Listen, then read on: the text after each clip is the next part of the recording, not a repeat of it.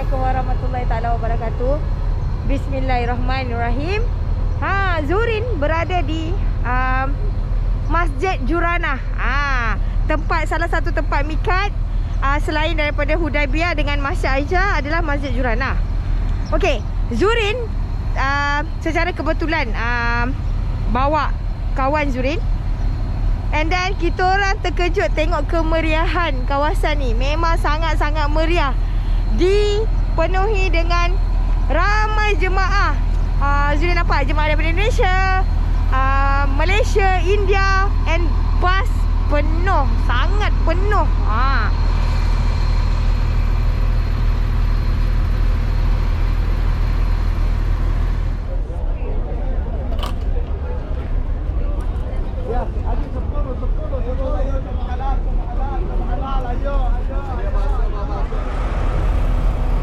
Suasana di Masjid Jurana meriah, sangat meriah.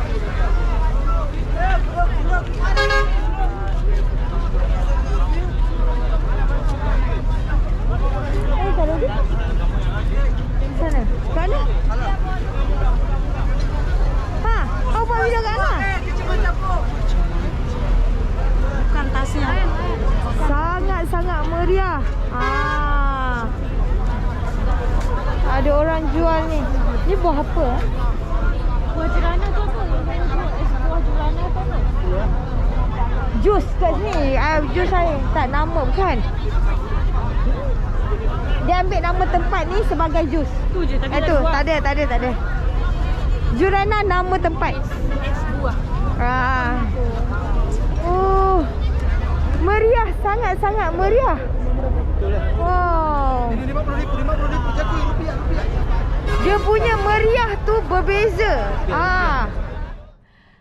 Okey, tadi Zurin bersiaran sekejap je dekat Masjid Jurana. Kita ambil suasana sebab Zurin bawa salah seorang sahabat, kita call sahabat lah sahabat Zurin. Saja je pergi melawat Masjid Jurana. So sambil tu kita lihat suasana kat sana memang sangat-sangat ramai orang. Baiklah, hari ni Zurin ada seorang tetamu dari Malaysia. Dia datang buat umrah, DIY umrah. Tapi Zurin tak nak sentuh pasal DIY, tapi Zurin nak berkongsi dengan beliau pengalaman dia pergi ke Masjid Al-Aqsa. Zurin nak tanya sedikit lah. Mungkin in preparation Zurin mana dah tahu, insyaAllah kalau ada rezeki Zurin sangat-sangat teringin nak ke Masjid Al-Aqsa. So bersama Zurin hari ni kita ada Jeng. Hai. Dia dah kelu. Syarul dah kelu. Okey, Zurin ada Syarul. Okey Syarul. Ya. Sedikit tentang diri Syarul. Okey, pengenalan diri lah Okey, saya Syed Syarul Azlan daripada Kuala Lumpur, Malaysia. Dan saya hadir ke Tanah Haram ni kali ketiga lah. Kali ketiga bagi menunaikan ibadah umrah. Dan macam mana Kak Zurin pun dah nyatakan tadi, jadi saya datang sendirian lah secara DIY, tanpa mana-mana travel dan juga tanpa mana-mana bantuan-bantuan persendirian daripada orang-orang di Mekah lah. Cuma bertemu dengan orang-orang ataupun keluarga di Mekah saja. Alhamdulillah. Baiklah Syarul, pengalaman pertama Syarul datang umrah. Okey, Kak Zurin difahamkan melalui cerita Syarul pergi ke Masjid Al-Aqsa dulu. Betul. Okey, macam mana Syarul boleh terfikir untuk ke Masjid Al-Aqsa? I mean why you pilih? Ada pergi Turki, ada yang sebelum masuk Mekah diorang akan pergi ke beberapa negara. Kenapa Syarul memilih untuk ke Masjid Al-Aqsa? Kak Zurin ada personal, Kak Zurin punya personal apa kita nak cakap, pendapat. Sebab Kak Zurin pun teringin nak pergi, Kak Zurin nak dengar daripada Syarul sendiri. Okey, baik. Alright, jadi soalan ni sebenarnya dia bertepatan dengan orang kata apabila kita nak melakukan sesuatu perjalanan kan macam mana dulu saya pun pernah cakap sebelum ni, Syarul ni kaki berjalan juga kaki travel pergi ke sana ke sini dan kebanyakannya ke Europe lah kan dan bila satu hari tu Allah ketuk pintu hati sebenarnya memang umrah lah untuk menunaikan ibadah umrah. Sebab apa, banyak duit yang dah dilaburkan untuk bercuti ataupun pergi melancong kan. Tapi umrah tu tak pernah sampai lagi, tak pernah terdetik. Tapi dalam masa yang sama juga Syahrul teringat hadis Rasulullah SAW kan, dia nyatakan kalau kita nak bersusah-susah dalam berperjalanan, pergilah ke 3 masjid ni iaitu Masjidil Haram, Masjid aku iaitu Masjid Nabawi dan juga Masjidil Aqsa kan. Jadi seperti mana kita tahu, ganjaran yang paling besarnya adalah di Masjidil Haram lah di sini kan, iaitu 100,000 kali lipat gandanya kan dan Masjid Nabi 1,000 dan kemudian Aqsa itu 500 Tapi Fadilat Aqsa tu 500, tapi sebabkan apa? Sebabkan ada peristiwa yang banyak berlaku di sana yang menyebabkan kita rasa ataupun Syahrul rasa nak kena pergi, nak rasa dan tengok sendiri tempat barakah tu kan.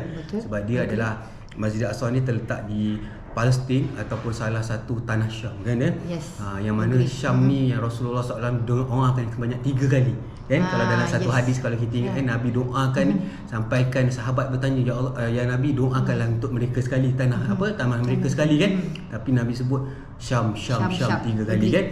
Jadi itu antara salah satu sebab dia tempat yang barakah. Betul. Okey, macam salah satu Zurin kenapa yang kalau kat Zurin lah kalau sebut Masjid Al-Aqsa, Zurin akan terpanggil dengan kita punya kiblat. Kiblat kita yang pertama. So Zurin rasa macam okey, sekarang kita dah menghadap ke Masjidil Haram. But kalau kita pergi ke Madinah, kat situlah okey, macam kita tahu daripada peralihan daripada Masjid Al-Aqsa ke Mekah. Okey, so kalau Kak Zurin sendirilah, Kak Zurin nak pergi sebab itu adalah kiblat kita yang pertama. Salah satulah sebab. Adalah sebab-sebab lain. Bila kita belajar, kita akan dapat banyak lagi ilmu dan kita lagi dapat lagi banyak tahu sirah. Kenapa kita rasa macam salah satu tempat yang kita patut juga pergilah. Selain daripada tu. Okey, Kak Zul nak tanya sikit lah. Seperti yang kita tahu, Al-Aqsa tu macam dia tak adalah bebas macam Masjidil Haram, Masjid Nabawi sebab dia dah dikawal oleh negara lain, negara luar, maksudnya Israel kan. Masa Syahrul ke sana, maksud ada daripada segi keselamatan, is it safe kita ke sana? Okey, baik. Jadi secara untuk makluman Kak Zuri, Syahrul pergi pada tahun 2019. Dan macam Kak Zuri mention tadi, memang Syahrul berperjalanan adalah dengan tujuan untuk hadir menunaikan umrah sekali kan. Tapi perjalanan Syahrul tu adalah menziarahi Masjidil Aqsa terlebih dahulu, yang mana memang macam Kak Zuri kata, sebab dia adalah salah satu kota Palestin yang telah pun dijajah oleh Israel. Penjajahan sebenarnya, penjajahan secara salah oleh Israel. Dan of course bila nak masuk tu kita kena masuk melalui Jordan lah. Sebab apa, kita kena tahu kita tak ada hubungan diplomatik dengan Israel. Dan macam kita tahu di pasport kita pun kan dilarang sama sekali kan orang Israel masuk ke Malaysia. Begitu juga sebenarnya kita nak masuk ke negara dia, dia tak benarkan menggunakan secara legally-nya dengan pasport. Maksud dia ada permit khas untuk macam kita ni nak pergi ke sana. Jadi kita kena melalui Jordan, jalan darat sahaja. Itu je jalan dia, tak ada cara lain masuk ke Israel. Dan tak ada apa-apa jaminan yang mengatakan kita boleh masuk. Bermaksud kalau kita niat daripada Malaysia nak pergi tu, kita kena niat letak pada tawakal pada Allah sepenuhnya. Sebab apa, untuk makluman Kak Zurin, Syahrul pergi sebanyak 3 bas atau rombongan ustaz. Hanya 2 bas saja yang boleh benarkan masuk. Dan 1 bas tu tak boleh masuk tanpa sebarang alasan. Jadi tak ada apa-apa jaminan yang kita boleh masuk.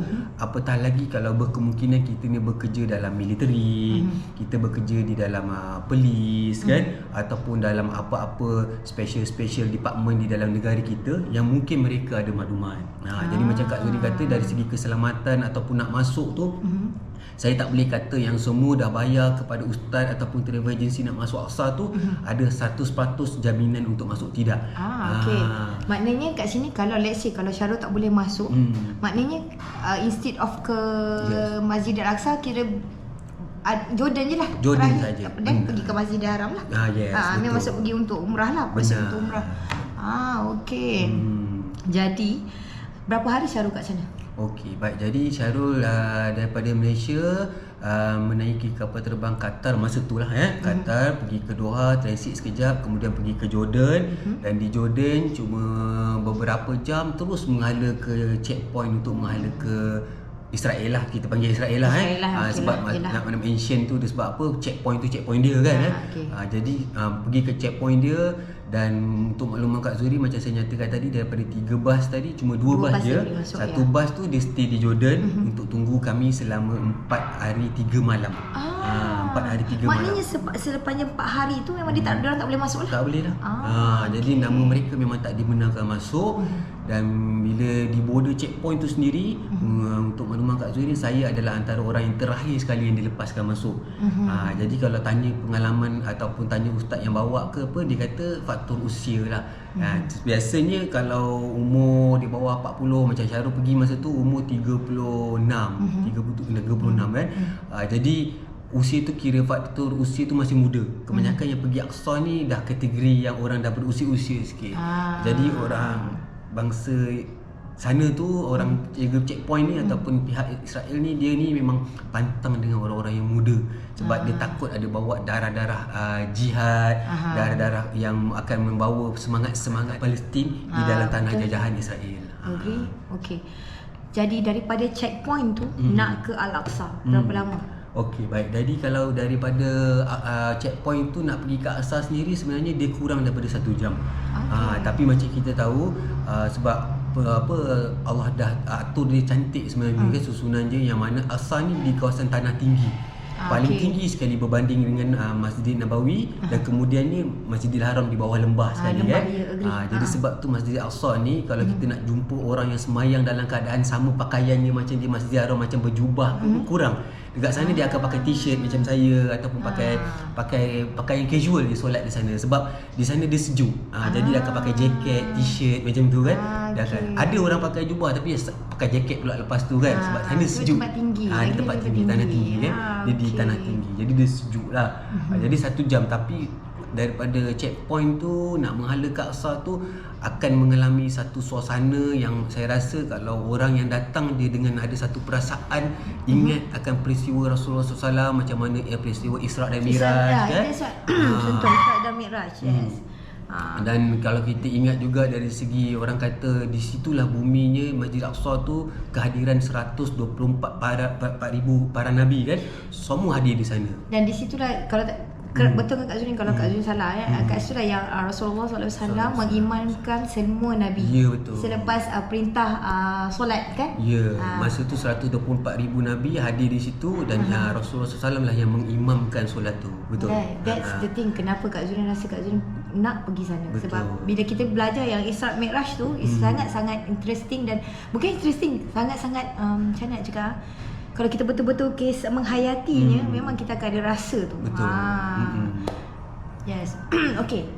Selain daripada tu, Kak Zun tak berapa faham sangat tentang Masjid Al-Aqsa ni. Kak Zun nak tahu, adakah Jerusalem dan Masjid Al-Aqsa tu is the same? Okey, dia Jerusalem ni sebenarnya nama yang diberi selepas nama sebenarnya Baitul Muqaddis ataupun Al-Quds tu lah sebenarnya. Al-Quds tu nama sebenar dia kan. Dan kemudian kita panggilkan dia Baitul Muqaddis, tapi disebabkan macam Syarul bagi tahu, sebab dia dijajah oleh Israel, jadi dipanggillah Jerusalem di sana kan Okay. Jadi kalau kita pergi keliling tu pun, ataupun kita pergi tengok signboard pun, semua tulis Jerusalem. Okay. Jerusalem. Kalau kitchen pun, walaupun gambar tu gambar Masjidil Aqsa, tetap tulis Jerusalem kan. Okay. Jadi tak ada lagi kita boleh baca situ tulis Al-Quds ataupun Baitul Muqaddis, tak nampak dah kan sebab dah dijajah oleh dia kan jadi macam Syarul bagi tahu tadi, dan Kak Jeri menyatakan sebab peristiwa Isra' Miraj itulah sebenarnya yang patut mengundang rasa untuk kita hadir di sana. Dan suka Syarul dengar tadi Kak Izzuddin kata sebab dia adalah merupakan kiblat pertama kan kiblat pertama kita ataupun untuk umat Islam, yang mana perintah daripada Allah kan kepada Rasulullah SAW, yang mana masa tu Rasulullah SAW tengah solat di Masjid Kiblatain di Madinah kan jadi alhamdulillah masa Syarul di Madinah itu hari pun Syarul berkesempatan pergi ke Masjid Kiblatain. Jadi sebenarnya bila kita dah dianugerahkan oleh Allah untuk jejak kaki ke tiga rumah Allah yang paling suci tersebut, yang membezakan cuma duanya di dalam tanah haram, satu tu di luar tanah haram. Tapi Syam ni adalah bumi yang barakah, yang mana kita tahu bumi semua nabi ada di sana pernah jejakkan kaki, dan di situ adalah bumi yang mana tanah dia penuh dengan darah-darah syahid. Kita kena ingat itulah kan itulah rasa ni kena kita kena simpan niat nak pergi ke sana Aina. By the way, Zurin ada cameraman Zurin, Aina. So Memang import Syarul ni sebab nak tahu pasal Al-Aqsa, sebab insya-Allah teringin sebenarnya nak pergi. Actually dah dalam bucket list tapi tak tahu lagi lah, sebab sebenarnya fikirkan faktor keselamatan. Okey. Kak Zul nak tahulah suasana kat Masjid Al-Aqsa tu. Macam mana? Alright, itu yang kalau tanya suasana ni, dia memang betul kena tanya dengan orang yang dah pergi, ataupun dia kena tanya dengan orang yang duduk dekat sana. Sebab apa? Kalau tanya orang yang dekat sana pun kadang-kadang kita sedih dengar. Sebab apa? Orang yang duduk di dalam tebing barat, ataupun tebing barat ni adalah di dalam wilayah Palestin yang dah dipagar oleh Israel, kan? Tembok yang tinggi, kan? Jadi mereka ni walaupun nak pergi ke Masjid Al-Aqsa sendiri memerlukan permit. Nak masuk pun kena permit Israel. In fact itu tanah dia orang. Ya. Jadi nak bagi tahu bertuahnya orang yang lain daripada negara dia, macam Syarul boleh masuk ke Masjid Al-Aqsa. Sedangkan ada anak Palestin yang dah umur berbelas-belas tahun belum pernah solat dalam Masjid Al-Aqsa. Sedih tak sedih, kan? Jadi kalau mereka tak boleh mengimarahkan masjid mereka, kita yang boleh ni cubalah berniat dan ada tanam masa nak sampai ke sana, yang mana kita mewakili umat Islam. Betul. Kita kena mewakili umat Islam, kena hadir dan kita benar mengarahkan masjid tu. Sebab apa? Saya bagi tahu terus terang, sebenarnya undang-undang tu ada yang mana sebenarnya orang Yahudi ataupun bangsa Israel ni dia boleh masuk ke dalam compound Aqsa sehari tu dalam kuantiti sekian. Dia boleh dia macam buat group tour kat dalam tu. Tapi ada undang-undang dia berapa.